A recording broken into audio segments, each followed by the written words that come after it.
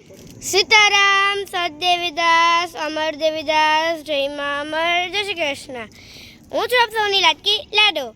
તો આજે મસ્ત મજાની વળી પાછી ચૂલે રસોઈ આવી ગઈ છે અને જલ્પાબેન સુધારી રહ્યા છે મારું ફેવરિટ શાક, જે મસ્તીનું તીખું તીખું બનાવે તો મને બહુ જ ભાવે, જે છે પાલક. કા જલ્પાબેન? પાલક છે ઓર્ગેનિક હો. હા, જો હવે જો ગામડે રહેવાનું અને એકદમ હેલ્ધી ખાવાનું, જેટલું શક્ય હોય એટલું ઓર્ગેનિક ખાવાના પ્રયત્ન કરવાના જાતે ઉગાડીને. અને કેવું જંક ફૂડ, ફાસ્ટ ફૂડ, બિનજરૂરી ન્યુસન્સ, બિનજરૂરી પોલ્યુશનથી દૂર રહેવાનું, સિમ્પલ લાઈફ જીવવાની અને વેલ એજ્યુકેશન લેવાનું. તારે લઈ લીધું. અને આફ્ટર ઓલ આપણો લક્ષ્ય શું હોવો જોઈએ કે આપણી લાઈફ હેલ્ધી રહે, હેપી રહે અને આપણું જીવન કોકને ઉપયોગી બને.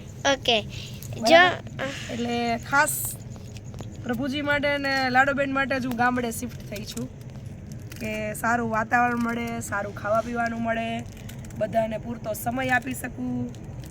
કેમ કે આવનારા સમયમાં તમારી પાસે કેટલા પૈસા છે, તમે કેટલા વૈભવી જીવન જીવો છો એ જરૂરી નહીં હોય, પણ તમારું શરીર કેટલું સ્વસ્થ છે અને તમે કોને કેટલા ઉપયોગી થયા એ મહત્વનું હશે.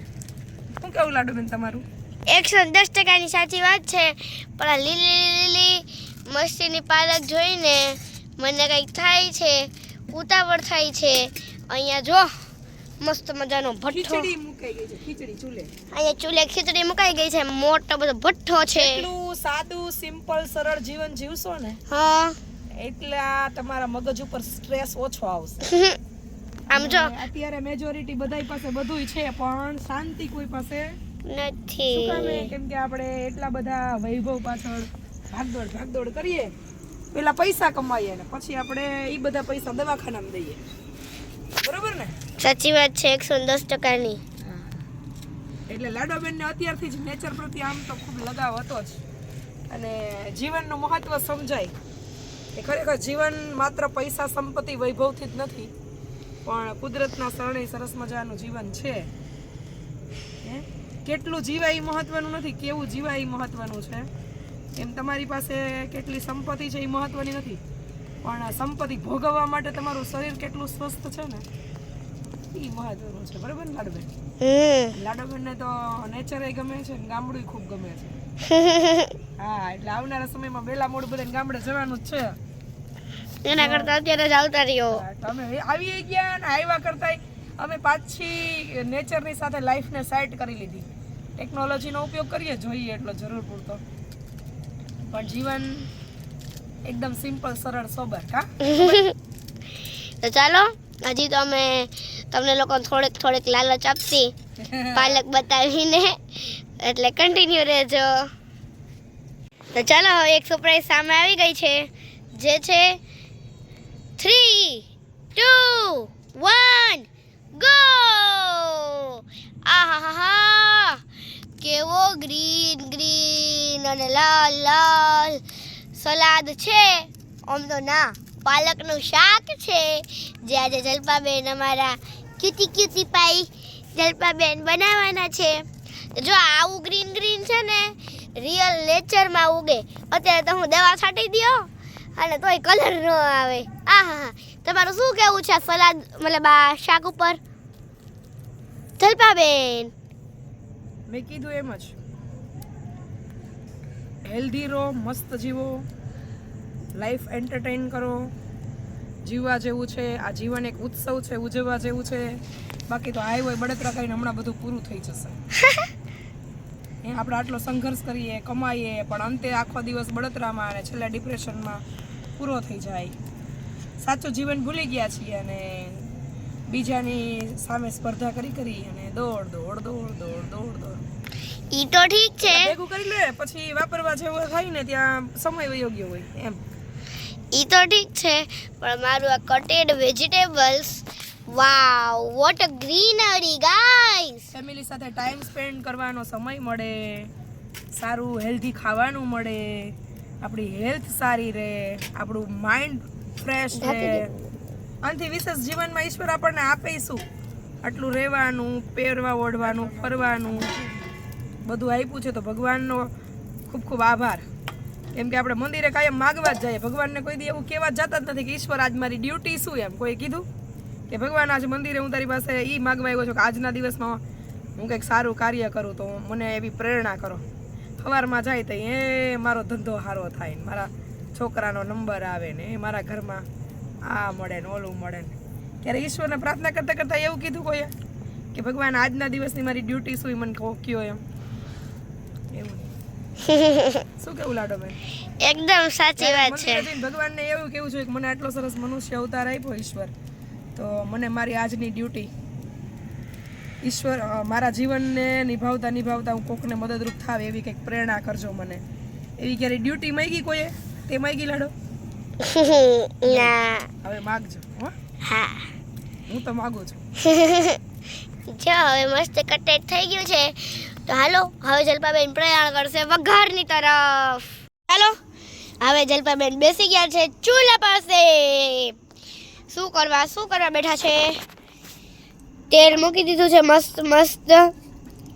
બસ હવે આવું જ સોબર એકદમ શાંતિ વાળું. કારણ કે માણસ એક ઉંમર પછી છે ને ગમે એટલું કમાતો હોય પણ એક જીવનની શાંતિની તલાશમાં હોય. હું મારી લક્ષ્ય ઉપર પહોંચી ગઈ. જો અહીંયા મસ્ત ગરમા ગરમ ખીચડી બનીને તૈયાર છે. વાહ, શાકભાજી કાપીને તૈયાર છે, મસાલી તૈયાર છે, ભાજી અને પછી બનાવવાની છે ભાખરી. હા, અને ગાયનું પ્યોર દૂધ. હા.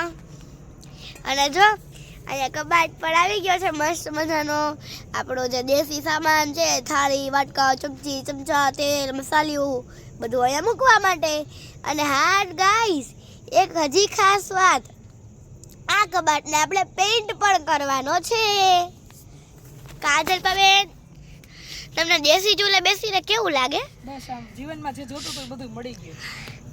હવે જો કે ઈશ્વર પાસે આમે ફરિયાદ નહોતી અને ક્યારે એ સત્કાર્ય સિવાય કાંઈ માંગ્યું નહોતું ને ઈશ્વરે મને જરૂરથી વધારે ઘણું બધું આપી દીધું છે. એટલે પરમ શાંતિ.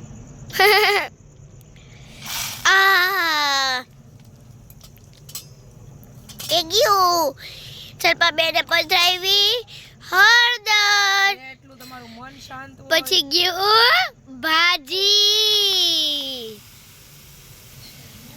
શાક દેવી દાસ.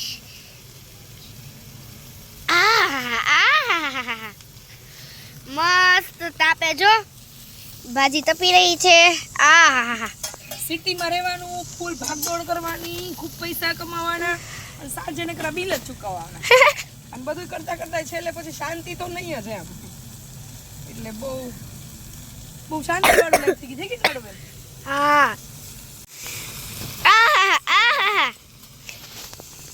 જોતો જોતો હાથ કેવો હલે છે. ખચાર ખચાર ખચાર. જો જલપાબેન ઊભી થઈ જા. તો જો અહીંયા હવે જો ગરમા ગરમ ભાજીનો આમ જેમ વઘાર થાય છે. એમાં ટમેટા, ભાજી, લસણ, મરચા બધું મસ્ત રીતે દેખાઈ રહ્યું છે આપણા તાપમાં. જો આ દેશી ચૂલે જે રસોઈ થાય ને એની તો કઈ વાત જ નહીં. કા જલપાબેન?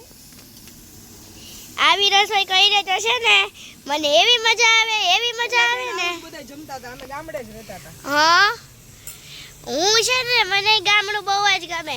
એટલે તો હું મમ્મી નાની હતી ત્યારે કહેતી, મમ્મી મારે ગામડામાં રહેવું છે, મારે ગામડામાં રહેવું છે. કા આહા, કેવું મસ્તીનું રસવાળું તીખું તીખું ચટપટું શાક કર્યું છે અમારા આદરણીય પ્રિય શ્રી એવા જલપાબેન પટેલ. એમના માટે તાળીઓનો ગડગડાટથી એમનું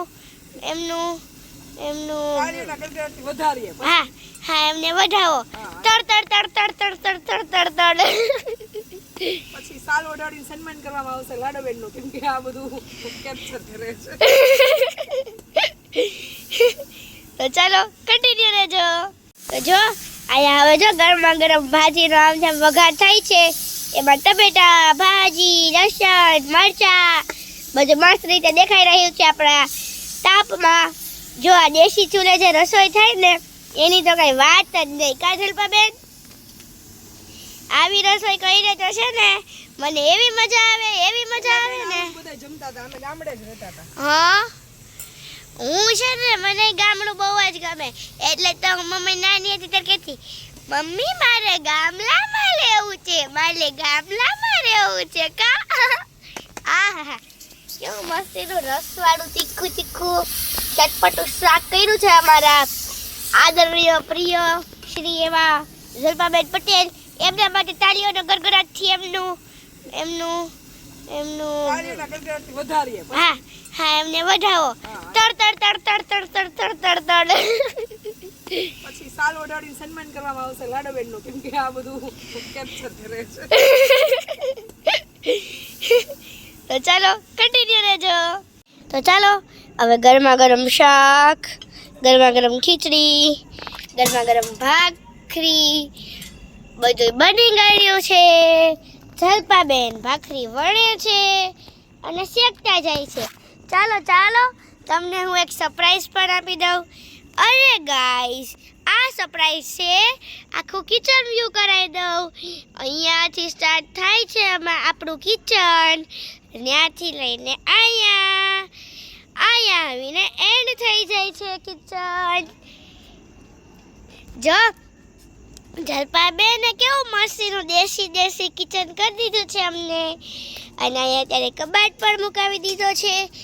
ગરમા ગરમ ભાખરી બની રહી છે, ગરમા ગરમ ખીચડી બની ગઈ છે, ગરમા ગરમ શાક બની ગયું છે. હવે રાહ શેની છે તો મોઢામાંથી ગંગા યમુના વહવાની. એ તો પહેલાંથી જ વહી ગઈ છે પણ તોય કોકને નહીં વહી હોય તો આપણે થોડીક અમથી લાલચ આપી દઈ એટલે તમે અહીંયા વિઝિટ કરો હો ને. જો આહા ગ્રીન ખાટું મીઠું તીખું કેવું શાક, આમ જોતો ખરી આમ જોઈને જ કંઈક થાય. આહા શું વાત છે. પછી જો ખીચડી કેવી છે ને, પછી દેશી ચૂલાની આહા ભાખરી. જલ્પાબેન હો બધા કહે ઓહો જલ્પાબેન તો ઓલું કેવું કહેવાય જીદ કરાવી આશ્રમે જવાની. હા વેન કરાયું આશ્રમે જવાનું. ચાલો અમે તો હવે બધા જમી લઈ.